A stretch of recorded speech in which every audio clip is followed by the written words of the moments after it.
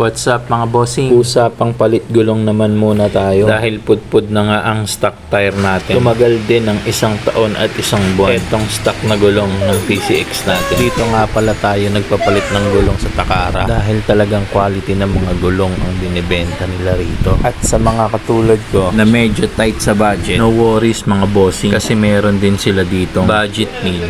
Pero syempre, quality pa rin. At halos lahat ng kilalang brand, meron sila rito. At pagdating naman sa sukat ng gulong, anumang hanap mong size, ay sigurado meron sila niyan dito. Isa pang maganda rito, bukod sa may kasama ng sealant per gulong, libre kabit pa. O san ka pa?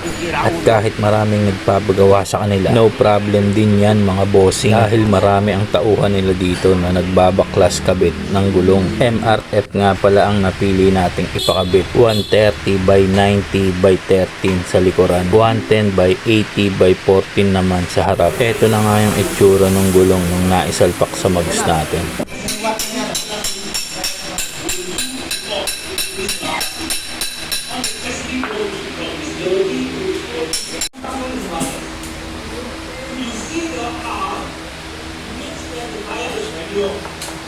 Dito makikita nyo mga bossing kung gaano karami ang nakapagpagawa na sa kanila.